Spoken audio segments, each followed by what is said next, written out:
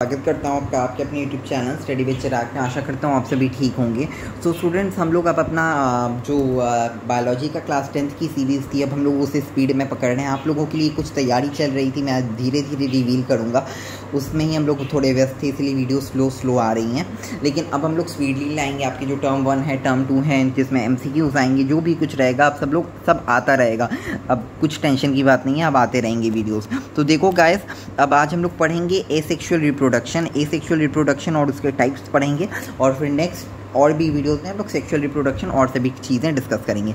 Asexual reproduction क्या होता है? Asexual reproduction is a type of reproduction जिसमें only one parent is required. बच्चा, इसमें क्या होता है? Only one parent is required, सिर्फ एक ही पेरेंट रिक्वायर्ड होता है, ठीक है। This process takes place in unicellular organism. ये जो प्रोसेस होता है बच्चा, ये यूनिसेलुलर ऑर्गेनिज्म में टेक्स प्लेस करता है। प्लांट्स में भी होता है लेकिन बहुत कम होता है, ठीक है। ये ज़्यादातर यूनिसेलुलर ऑर्गेनिज्म में होता है। अब इसके दो टाइप्स नहीं है, इसके बहुत सारे टाइप्स हैं।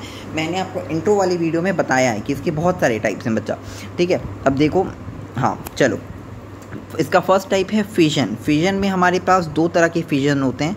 फिजन जो होता है हमारा ना बच्चा, फिजन जो होता है हमारा, ये दो टाइप्स के होते हैं। एक होता है बाइनरी फिजन और एक होता है मल्टीपल फिजन, ठीक है। दो तरीके के, एक BF होता है, एक MF होता है, समझ लो, ठीक है। एक बाइनरी फिजन है, एक मल्टीपल फिजन है। बाइनरी फिजन का एग्जांपल आपका अमीबा है, मल्टीपल फिजन का आपका एग्जांपल प्लाज्मोडियम है। बच्चा, एग्जांपल याद रखना बहुत इंपॉर्टेंट है। अब देखो बच्चा, क्या बाइनरी फिजन होता है? तो organism reproduce by binary fission when an adequate amount of food and moisture is available. जब ज़्यादा मात्रा में फूड और moisture available, in this mother cell divides into 2 daughter cell. देखो क्या हुआ बच्चा, मदर सेल, स्टूडेंट्स देखो, मदर सेल जो है हमारा, वो किस में डिवाइड हो गया? 2 डॉटर सेल्स में हो गया।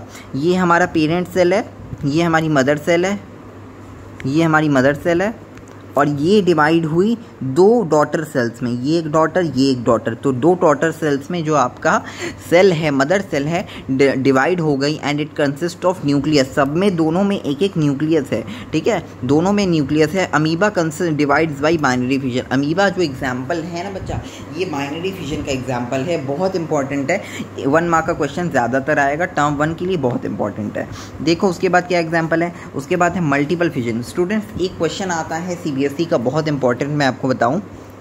देखो, अब अमीबा जो होता है ये ज़्यादातर बाइनरी फिजन ही करता है। ये क्या करता है? ये बाइनरी फिजन ही करता है, but during an unfavourable condition, जहाँ सिचुएशन सही नहीं है, during unfavourable condition it does, ये क्या करता है? ये मल्टीपल फिजन करता है। जब सिचुएशन सही नहीं है, ड्यूरिंग एन अनफेवरेबल कंडीशन, ये क्या करता है? ये मल्टीपल फिजन करता है। देखो अब मल्टीपल फिजन होता क्या है? मल्टीपल फिजन क्या होता है बच्चा? The unicellular organism reproduce by multiple fission when the conditions are unfavourable. मैंने बोला ना, जब कंडीशंस अनफेवरेबल होंगी तब वो क्या करेगा? मल्टीपल फिजन करेगा, with no proper amount of food, moisture and temperature. Proper amount of food, moisture और टेम्परेचर नहीं है, इसीलिए वो क्या करेगा? वो मल्टीपल फिजन करेगा। लेकिन इसका प्रॉपर एग्जाम्पल है प्लाज्मोडियम। प्लाज्मोडियम के पास कोई भी चीज़ नहीं है, लेकिन तब भी वो ये मल्टीपल फिजन ही करेगा, वो बाइनरी फिजन करने नहीं चला जाएगा। लेकिन अगर अमीबा के पास फेवरेबल कंडीशन नहीं है बच्चा, तो वो क्या करने आ जाएगा? वो मल्टीपल फिजन करने आ जाएगा, ठीक है। इसके पास एक सिस्ट होता है, यहाँ एक तरीके का सिस्ट होता है जो इसमें होता है। ये आपका प्लाज्मोडियम का एग्जाम्पल है बच्चा, ये प्लाज्मोडियम है, मैं लिख देता हूँ, ये आपका प्लाज्मोडियम है, ठीक है। क्या है? forms a cyst around itself. The nucleus divides and each daughter nucleus surrounded by a membrane. Each daughter nucleus, यहाँ ये जो nucleus है, it is surrounded by a membrane. एक membrane से surrounded है. When the conditions are favorable, again the cyst dissolves and the daughter nuclei releases. जब conditions ठीक हो गई, डॉटर न्यूक्ली को रिलीज कर दिया गया, which later develops into an individual. अब देखिए स्टूडेंट्स, क्या है? Which later develops into an individual cell. ये टूट कर एक इंडिविजुअल सेल बन जाता है, और एक बाउंड्री होती है जिसे हम लोग सेल मेम्ब्रेन, न्यूक्लियर मेम्ब्रेन कहते हैं। आप लोगों ने अपने जूनियर क्लासेस में पढ़ा होगा। Plasmodium and entamoeba undergo this process. Plasmodium और एंडोमोबिया क्या है? इस प्रोसेस के दौरान जाता है। एंडोमोबिया इतना ज़्यादा इंपॉर्टेंट नहीं, इसलिए मैं नहीं बता रहा हूँ बच्चा। अब देखो क्या है, अब यहाँ फ्रेगमेंटेशन, ये एक इंपॉर्टेंट टॉपिक है, मैं बता रहा हूँ, ठीक है बच्चा। फ्रेगमेंटेशन क्या होता है? स्पाइरोगायरिया सिंपली ब्रेक्स इनटू टू। स्पाइरोगायरिया जो होता है वो सिंपली अपने आप को दो टुकड़ों में बांट देता है, और उन दो टुकड़ों से ना बच्चा, उन जो टुकड़े होते हैं उनसे एक नया इंडिविजुअल बन जाता है, एक नया प्लेनेरिया बन जाता है। बहुत इजी प्रोसेस होता है, एसेक्सुअल रिप्रोडक्शन का प्रोसेस है। प्लेनेरिया इसका एग्जाम्पल है। प्लेनेरिया क्या है इसका? प्लेनेरिया इसका एग्जाम्पल है। देखो क्या है, ये डायग्राम में थोड़ा छोटा होगा, मैं इसे जूम कर देता हूँ तुम लोगों के लिए। देखो, हाँ, अब ये एक तुम्हारा प्लेनेरिया है, पेरेंट प्लेनेरिया, ये 3 पार्ट्स में कट गया। अब ये 3 पार्ट्स में कट गया, इससे एक निकला, इससे एक निकला, इससे एक निकला, ठीक है। अब ये एक नया प्लेनेरिया बन गया, ये नया बन गया, ये नया बन गया, तो 3 प्लेनेरिया अलग से बन गए इजीली। कोई परेशानी नहीं हुई बच्चा, कोई परेशानी जो है वो नहीं हुई, इजीली ये प्लेनेरिया बन गए। सो बच्चा, this process is called fragmentation. अब इसके बाद देखो क्या है, इसके बाद हमारा प्रोसेस बडिंग। बडिंग क्या होता है? In this process an outgrowth is produced, मैं पेन चला देता हूँ, an outgrowth is produced from the cell and which an new organism is develop. इसमें न्यू ऑर्गेनिज्म डेवलप होता है बच्चा। द डेवलप्ड ऑर्गेनिज्म जो होता है, it remains attach to the parent organism. ये पेरेंट ऑर्गेनिज्म से अटैच रहता है।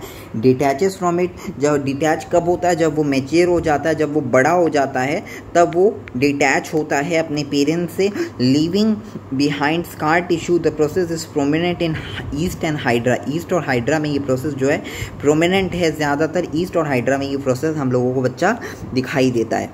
इसका एग्जाम्पल है ईस्ट और हाइड्रा, ठीक है, ईस्ट और हाइड्रा ज़्यादा हैं। अब देखो हाइड्रा का एग्जांपल मैं दिखाता हूँ, मैं इसे जूम कर देता हूँ। देखो क्या है बच्चा, ये एक पेरेंट सेल है। अच्छा, ये ईस्ट का एग्जांपल, ये यहाँ ईस्ट वाला दिया है मैंने, ठीक है। हाइड्रा भी है, वो भी मैं बताता हूँ। ये ईस्ट है। अब वो धीरे धीरे, देखो क्या है बच्चा, अब ये डेवलप बर्ड हो रहा है, यहाँ धीरे धीरे बर्ड डेवलप हो रहा है। धीरे धीरे बर्ड डेवलप, जो न्यू बर्ड जो डेवलप हुआ, अब यहाँ से धीरे धीरे नए बर्ड डेवलप हो रहे हैं और ऊपर आते जा रहे हैं। क्या हो रहा है? नए बर्ड डेवलप हो रहे हैं और न्यू बर्ड आ रहे हैं। देखो बच्चा, अब मैंने क्या क्या बताया, हाइड्रा और ईस्ट वाला एग्जाम्पल मैंने दिखाया अभी तुम लोगों को कि कैसे ईस्ट वाला डेवलप हो रहा है। अब हाइड्रा क्या है, मेरी डायग्राम बहुत अच्छी नहीं है, सो डोंट जज मी कि क्या बोला जाता है, कैसे आप डायग्राम बना रहे हो। अब ये मैं बता रहा हूँ, ये एक पौधा ऐसे ऐसे डेवलप हो रहा है, धीरे धीरे ऐसे करके ये पौधा है, सिंपल, ठीक है, ये सिंपल ऐसे करके पौधा है। अब ये कैसे कैसे डेवलप होगा, ये ऐसे, ये पौधा है, इधर से ऐसे एक प्लांट डेवलप होगा, इधर से एक प्लांट ऐसे डेवलप होगा, और ये वाला जो प्लांट है ऐसे ऐसे ही रहेगा, ये सिंपल ऐसे रहेगा। लेकिन ये जो प्लांट पेड़, ये जो बच्चा है, ये धीरे धीरे बड़े में डेवलप हो जाएगा। ये इधर जो बच्चा ऐसे निकला था, ये धीरे धीरे और बड़े में डेवलप हो जाएगा, और फिर ये एक नया हाइड्रा बन जाएगा। ये क्या होगा? ये एक नया हाइड्रा बन जाएगा।